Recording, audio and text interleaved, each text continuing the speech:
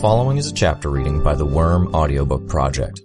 Please support the original author at parahumans.wordpress.com. Thank you and enjoy.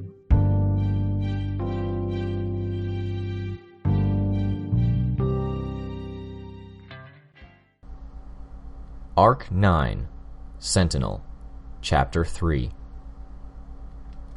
Welcome to Parahumans 103, Theories and Patterns. I see we have a packed auditorium, and according to the enrollment list, we have no less than 300 students taking the TV course. A bump up from the last 2 trimesters, so I must be doing something right. Clockblocker looked around the room. 6 PRT uniforms sat in the front row, helmets off, 3 with notebooks open on the desks in front of them. Weld and Flechette sat in the desks closest to the door, exchanging murmured words as the professor on the screen began going over the course syllabus. Glory Girl sat just in front of him, wearing a black, long-sleeved shirt, arms folded on her desk, chin resting on the back of one hand. Vista, odd as it was, sat beside the other heroine, had been the only one to offer any conversation. When Glory Girl hadn't seemed interested in talking, Vista had instead offered her silent company. Clockblocker wasn't exactly sure how Glory Girl had gotten into the ward's headquarters to attend the screening, but she was here, uncharacteristically quiet, much in the same way that Vista had been this past week. Kid Wynn sat to Clockblocker's right, fidgeting by taking apart his pen and putting it back together, his eyes not leaving the screen. Shadowstalker was sitting as far away from everyone else as she could manage, at the back corner of the room. She sat sideways in her seat, back to the wall, her feet resting on the seat next to her. Her attention was directed entirely at the keys and screen of her cell phone, rather than the projector screen at the front of the room. Only 13 people present altogether. For disability and pregnancy accommodations, the course syllabus gives you all the details you need on who to contact. If you aren't already, you're going to be sick of hearing all that by the time you graduate. We're required to go over it in the first class of every class we teach. So, let me start off by addressing and banishing some of the assumptions you may have. This is not an easy class, and anyone who took Parahumans History and Society, or Parahumans Case Studies and Powers, will be aware of this. Even for those of you who emerged triumphant from the previous 2 semesters should know that PARA 103 may be something of a shock to you if this is your first year of university. Here, primarily, I will be looking for creativity, problem-solving, and research abilities. Skills and abilities that, frankly, aren't stressed enough in high school. For this class, I want you to think. Parahumans. People with powers. They've been around for nearly 30 years. Where did they come from? Why are they here? It's common knowledge that parahumans are ordinary individuals who gained abilities. It is too easy, however, to assume that this is the sum total of our knowledge. I want you to think further on the subject. For example, why does virtually every parahuman ability have some application in confrontation and combat? Is this the nature of humans, to turn any progress to violent ends, be it science or superpower? Or is it by design, an individual's hand at work? With the destructive potential of these abilities, why do so very few individuals perish in the chaotic and unpredictable emergence of their talents? For the first 2 or 3 weeks of the class, we'll be talking about these most pivotal moments in a given parahuman's existence, these trigger events, when an individual first gains their powers, typically through some form of trauma. Throughout the course, we're going to be looking at correlations and patterns, both in relation to trigger events and other things. For example, how does the nature of the trigger event shape the power? A study by Garth and Rogers suggests that psychological stress leads to a higher prevalence of mentally driven powers. Tinkers, thinkers, masters, shakers. The more physical violence that is involved, the higher the bias towards physically driven powers. Garth and Rogers suggest a sliding scale, but it may not be that cut and dry. A follow-up study by Garth touches on what we know about the Cape families. If one individual in a family has powers, it is far more likely that others will as well. Almost always, this trend is either descending or lateral. It seems to transition from parent to child, or one sibling to another, but not from child to parent. We'll talk about the theories on why. For those of you wanting to read ahead, take a look at Garth's notes on the Dallin and Pelham families in Chapter 9. We can surmise that the different scenarios leading to trigger events may be directly related to the differences in powers, even among closely related family members of a Cape family. Similar trigger events, and related individuals, similar powers. The more distant the relation, and the more varied the trigger events, the more drastically different the powers they possess in the end. Clockblocker glanced at Glory Girl to see if the mention of her family had stirred her interest. She hadn't budged an inch. Was she asleep? He couldn't help but sympathize. This is a monumental waste of time. I could be out there helping people, or spending time with my family. The Protectorate was coordinating shifts so the wards could get collectively at least some education in the meantime, on Pigot's orders. Except this wasn't useful. This wasn't applicable to the ongoing crisis right here, right now, in this city. Cooped up in a PRT conference room, learning stuff that didn't apply to actual field work.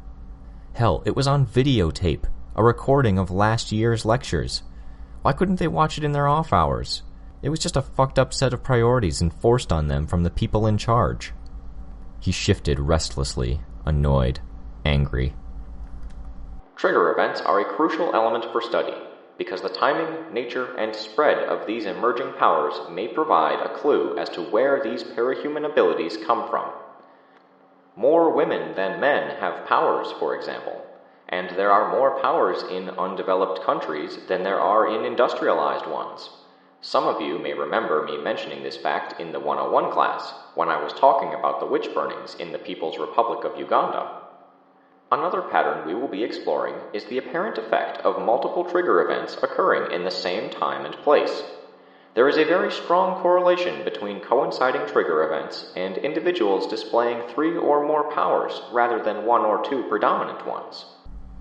"Hey, Flechette," Kid Win called across the room. "You've got a bunch of powers, right?" She turned in her seat. "Sure. Anyone else get powers at the same time you did?" "Not that I know of." "Could somebody nearby have gotten their powers without you knowing? Way things played out? Did any capes show up around the same time as you?" Flechette frowned. "Yeah, a rather persistent villain. Worth thinking about." Weld turned around. "Critical thinking and applying this stuff is good, but let's not forget the lecture, or the other people in the classroom." Is he trying to get people to dislike him? Clockblocker wondered. The professor on the screen was answering a student's question. "I think Eidolon expresses a single power, but thank you. Good question, and a good lead-in to the next section of the course we will be discussing. After we wrap up on trigger events, we're going to be moving on to what we call outliers. Parahumans or parahuman-related elements that deviate from the norm. Any guesses?" Scion, A student on the TV spoke. The camera shifted to him late, and by the time he'd responded, the professor was pointing to another. Endbringers. Nilbog. I wouldn't suggest Nilbog, but we can debate the point later. The professor spoke. Perhaps a subject for a course paper. Scion, yes. Endbringers, yes. We have no reason or evidence to suspect they gained powers by normal means. Another group you may or may not be familiar with are what the PRT terms Case 53s, often the monstrous parahumans. We'll get into more depth on the subject. Clockblocker glanced at Weld. The boy was digging through his canvas backpack for something. Was he one of them? Weeks 5 and 6, assuming we're on schedule, we'll pull all earlier material together and discuss the beginnings of the parahuman phenomenon. Not for the individual, as with trigger events, but as a whole. Where do capes come from?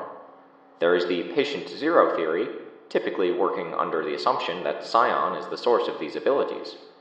This, however, raises questions about where Scion came from.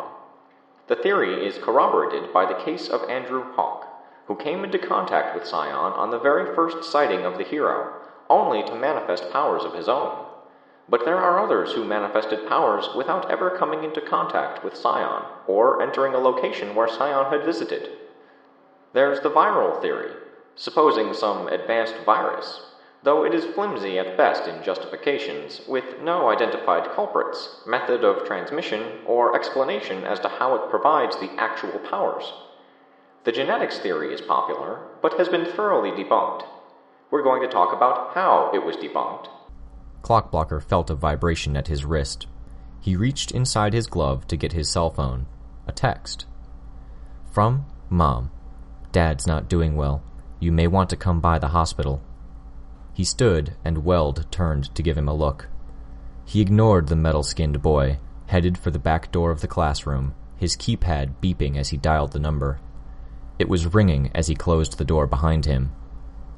Mom? Dennis. How bad is it? As bad as last weekend. Worse. He closed his eyes. More statement than question, he said, He's not getting better. No. Okay. Do you need me there? I can use my power, buy the doctor's time to think or get prepared if there's a crisis. Her voice was tight. No, Dennis. It's not that kind of situation. They've got him on a respirator, and the doctors don't have much hope he's going to be able to breathe without it again. The antibiotics can't fight the infection on their own. So he's going to die? I'm sorry. A few hours? Days? A week? The doctor says it'll be the next few days. He clenched his fist, relaxed it. Not fair. Hey, Mom? Listen, I've got to run. Come by, Dennis, before it's too late. I'll try. I love you. Love you too. He hung up, paused to compose himself. Not fair. Stepping back inside the classroom, he returned to his seat, but didn't sit down. Instead, he stepped up a little further to where Glory Girl sat and touched her shoulder. When she raised her head, he pointed to the door. She nodded, stood. When they were both in the hallway, he spoke. Sorry to pull you away from that. She shook her head, golden curls swinging. Not missing anything. I've already taken this class. Oh, then why are you here? New Wave may be disbanding. My mom suggested that if I wanted to keep being a hero, I should consider joining the wards. So I'm here, checking things out. Your leader and director okayed it. Are you? Joining? Don't know. They're willing, if I agree to some extra rules and stipulations. They'd be putting me on probationary membership like they did with Shadowstalker. I came by to get a sense of things, see if it'd be worth going through the hassle instead of going solo. I thought maybe I was okay with doing it until I saw the portraits in the lobby. Now I'm not so sure. Clockblocker nodded. She didn't need to explain. Where the ward's portraits hung in the lobby of the PRT offices, the portraits of Aegis and Gallant had been reprinted in black and white, surrounded with thick black frames. They had been repositioned to be just above the front desk and below the PRT logo, with wreaths and flowers beneath. Tokens from the PRT employees. The building wasn't open to the public, and was surrounded by PRT squads, but the public would get their chance to pay respects. Glory Girl had lost 3 people she was close to on that day. Gallant, Dean when out of costume, was a loss she shared with Clockblocker. Her boyfriend, his friend. I know it's crass. I know you guys have rules, he spoke. I'll understand if you get angry, but my dad has leukemia. He was a few days into some pretty rigorous treatments when Leviathan came. He got hurt when one of the waves hit, and some infection got at him through the wounds. He has pretty much no immune system, doesn't have the strength to fight it off. You want me to ask my sister to use her power on him? Please. Okay. The response startled him. He looked up at her, caught off guard. She explained, I'm not promising anything. Like you said, Amy has her rules about taking requests, but I'll see if I can convince her. Again, no promises. Thank you, he said. Really. And if you want to pay me back, maybe tell me about Gallant sometime. Share some stories I wouldn't get to hear otherwise. For sure. The door opened, and Weld stepped out into the hall, followed closely by Vista. Clockblocker felt a pang of annoyance, bit his tongue before he could say anything. "Everything okay?" Weld asked. "I could tell them." Clockblocker glanced at Vista. "But the rest of the team would find out. They don't need another thing to worry about." "Things are okay," Clockblocker spoke, carefully. "We paused the video, waiting until you guys are ready." "All right," Clockblocker replied. He added, "Thank you." "I'll trust you have a reason for this," Weld smiled slightly, showing a row of white metal teeth. "But don't take too long. You're on patrol at 2 this afternoon, and that doesn't allow us much leeway for delays if we want to finish watching." "All right," Clockblocker repeated, his tone growing impatient. He watched as Weld returned to the classroom, shutting the door behind him. To the closed door he muttered, "Tool." "He's trying," Vista piped up. "It's hard to be the leader, but he's working hard." "That's my whole problem with him," Clockblocker answered, annoyed. "He gets on our case about patrols and training and paperwork, then turns around and says he's not asking us to do anything he isn't doing himself. Except he only sleeps 1 or 2 hours a night, he barely eats, doesn't need to use the washroom or shower. He's got no friends or family here to look after. He can afford to work hard. He's a rigging robot." He censored himself for his junior teammate. Vista shook her head. "That robot, and he's not really a robot, by the way, is doing as much paperwork as the rest of us put together. He only makes us do the paperwork he can't do himself, even if he doesn't have to. That gets brownie points from me." His temper flared. "What, are you channeling Gallant here? Standing up for—" He trailed off before he could finish. Realized who he was talking to. "Shit, no, Vista just stared at him. After a second, her eyes got shiny, and she looked down at the ground, an angry expression on her face.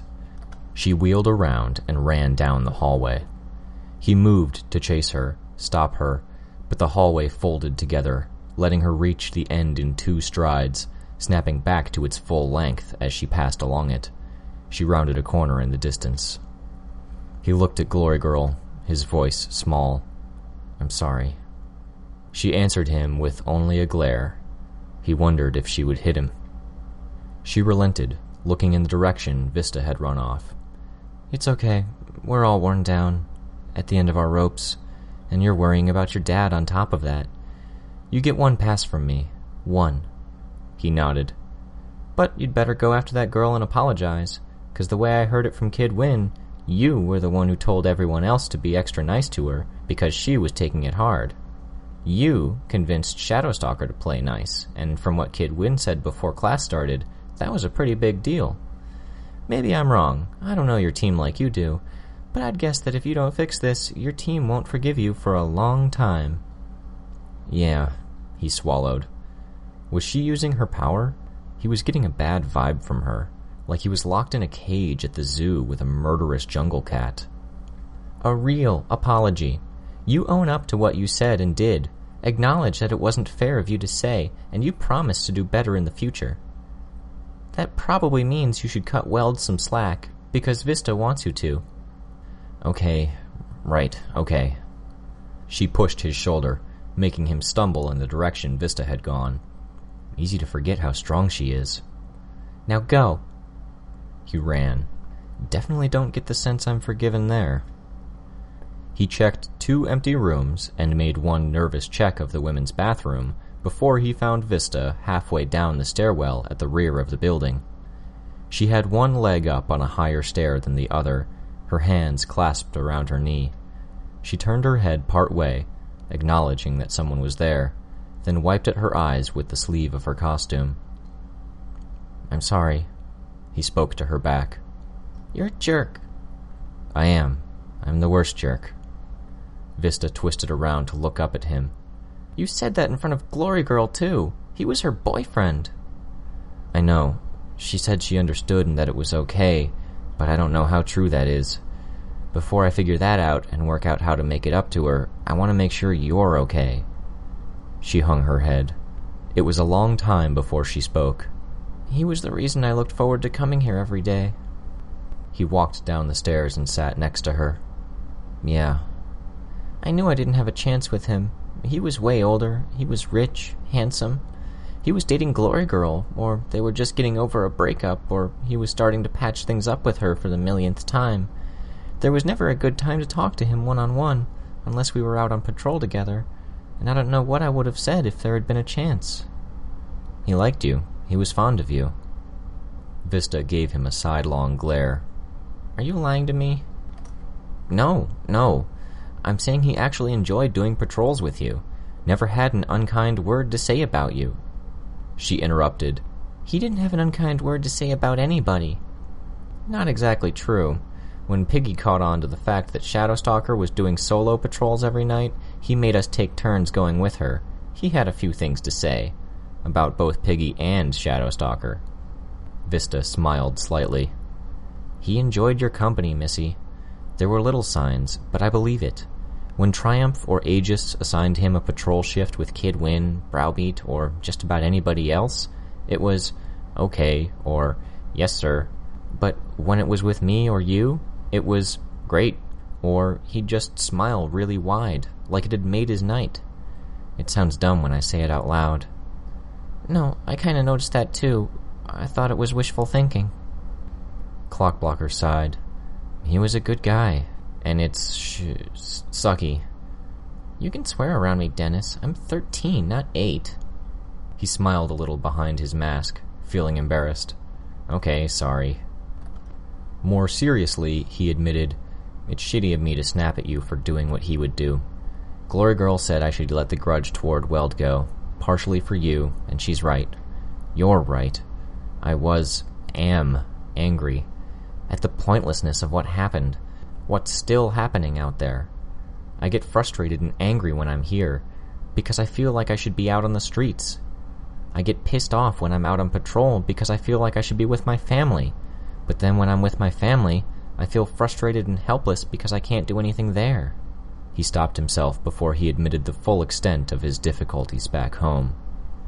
I was taking it out on the new guy when he probably didn't deserve it. Vista let her head rest on his arm. I miss the old Dennis, the guy who picked a sort of rude code name and announced himself in front of the news so Piggy and the other people in charge couldn't really make him change it, because it was funny, because he liked pushing the limits, and because he saw this all as something fun. The new Dennis is so angry. Now I guess I get why. Aren't you angry at everything that's going on, at the unfairness of what happened? She shook her head, which amounted to rubbing her head against his shoulder. Yeah, but you can't let it consume you. If you really don't like Weld, you don't have to force yourself to get along with him. But don't stay like this. Don't stay angry. He nodded. It wasn't so easy, though. Letting things go, relaxing. He couldn't help but feel like he'd fall apart if he did. He couldn't get his hopes up about Panacea's willingness to help his dad, and facing any of that head-on without a buffer of smoldering fury, it might leave him unable to serve and protect the people who really needed it. He felt his pulse quicken a step at the thought of it. He hedged his answer. I'll work on it. Sorry if that's been bothering you. It's okay. I'm tougher than I look. She bumped one fist against the armor that covered her chest. And I'm sorry, again, for saying what I did. You're good people, Missy. Want to go back to class? She asked. If you're okay. She nodded. When they returned, the wards and Glory Girl were out in the hallway. The PRT officers were rushing out of the room, pulling their helmets on. You're back, Weld informed them. Just in time. Class is canceled. We've got trouble.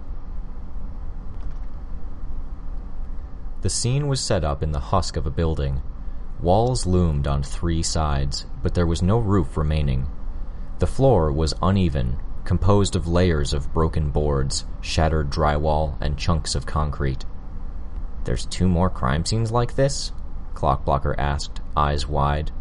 He craned his neck upward to look above them. Yeah, Weld spoke. It's the middle of the day, Kidwin spoke. Broad daylight. Clockblocker looked at the overcast sky above. Not quite daylight, and people weren't around. It was still ballsy, and more than a little scary.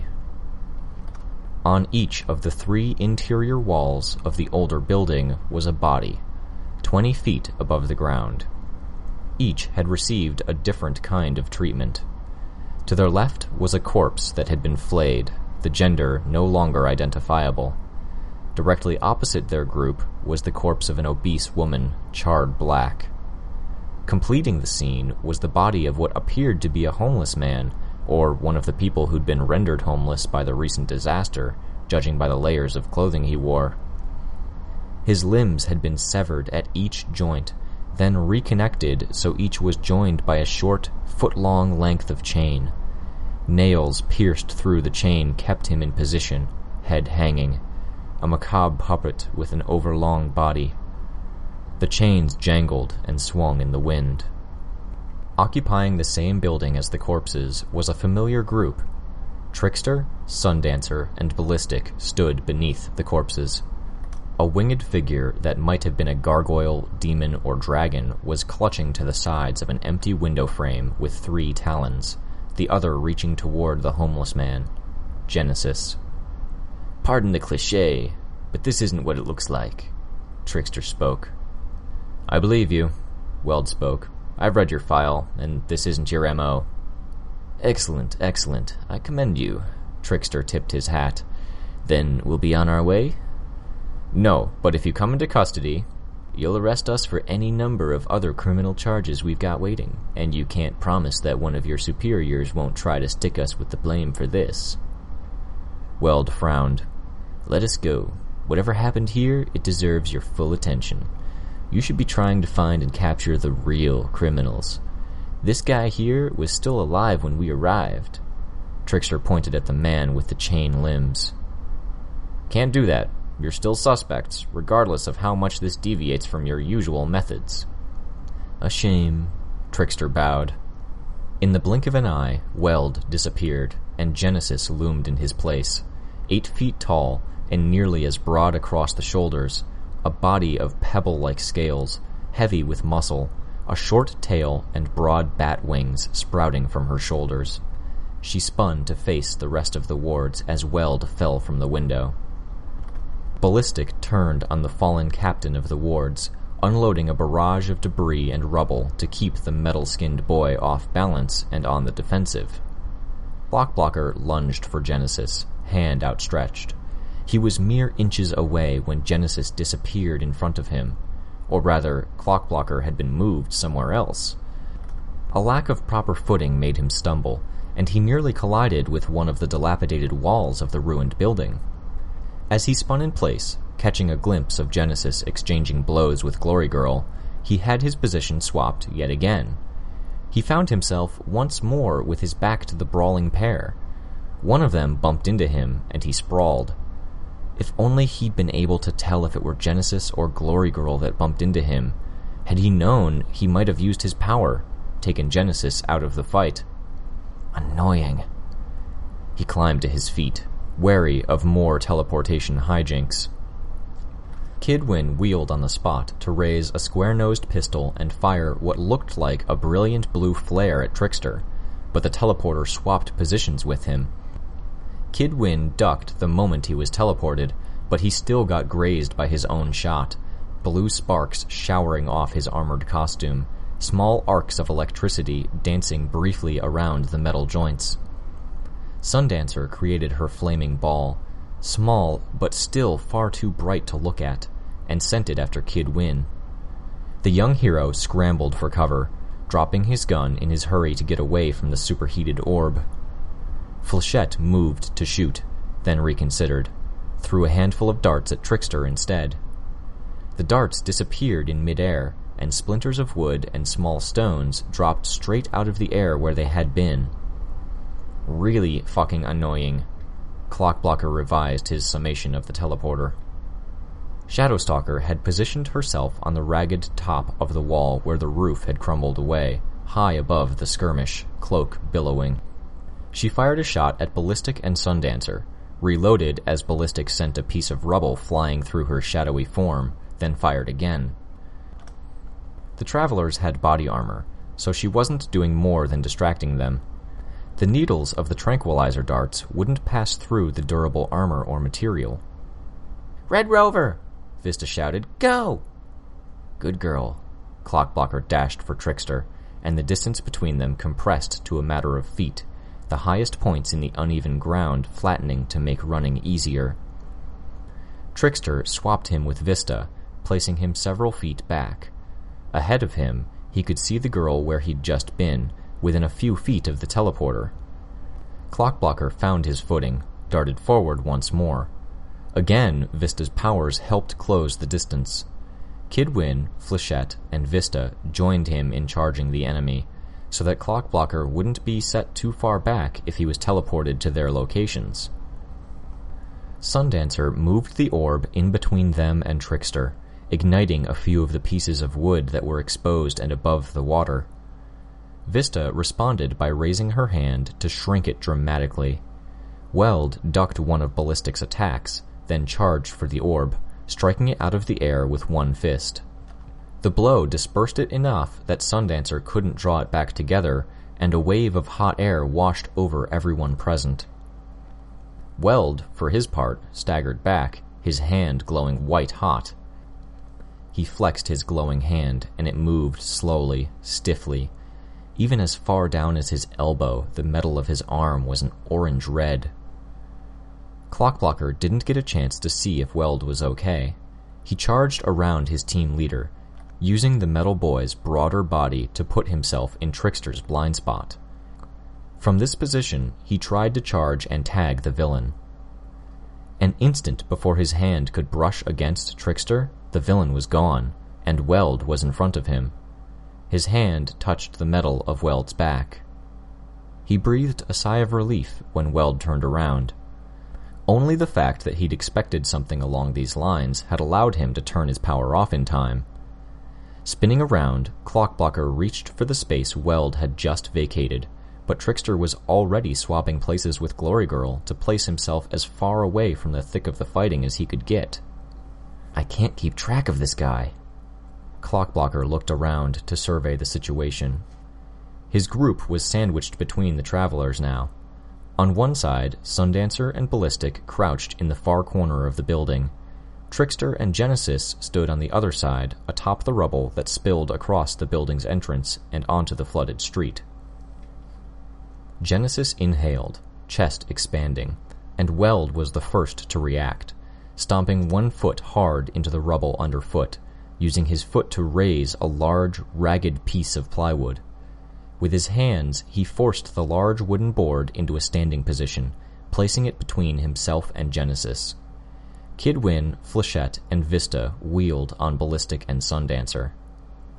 Weld's piece of plywood served to block the worst of whatever it was that Genesis exhaled. From what Clockblocker could see around the plywood, it was a dark, gray-black vapor. Wisps billowed around the edge of the board and drifted their way. It had a bitter smell and taste, like ashes mixed with something foul. Even inhaling a trace of it through the air holes of his mask forced barking coughs from his lungs. His teammates seemed to be in rougher shape, Vista falling to her hands and knees. The Changer's exhalation hadn't even reached them directly. So that's what a Changer 9 brings to the table. Different forms, each with their own powers. Weld staggered as Genesis lunged forward, and Clockblocker ducked low under Weld's arm, planted a hand against the plywood. He felt his power snap out to encompass the material, and he fixed it in place, cutting it off from the flow of time. A second later, he felt a heavy hand on his shoulder. Weld, standing over him, gave him a quick smile and an offered hand. He returned it with the briefest of nods, and took Weld's hand to stand straight. Together, the pair of them stepped back and away to see Genesis rising into the air with heavy flaps of her bat-like wings, inhaling to prepare another blast of the noxious smoke. He felt oddly calm as his group squared off against the villains with some of the highest power ratings in Brockton Bay, beneath the grim display of the 3 hanging corpses. He reached into the slot of the armor at his side and withdrew 2 sheafs of paper. Moving his thumbs in one direction, he fanned out the papers, holding them like anyone else might hold a pair of knives. He realized what it was, this calm. Whatever else it was, This fight was a refuge from that feeling that had plagued him since the fight with Leviathan ended. The feeling that he was always in the wrong place, doing the wrong thing at the wrong time, in the face of a city in crisis and a dying father. This, right here, was where he was needed. This is what I'm here for.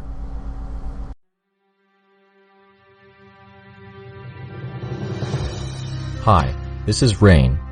You just finished listening to a chapter from Arc 9, Sentinel, from the web serial Worm by J.C. McCrae. This production is brought to you by the Worm Audiobook Project. If you would like to know more about us or to volunteer your own services, please check us out at audioworm.rein-online.org. You can download or listen to every chapter directly from our site, or you can find us on iTunes or any podcast app under Worm Audiobook. Thank you for listening.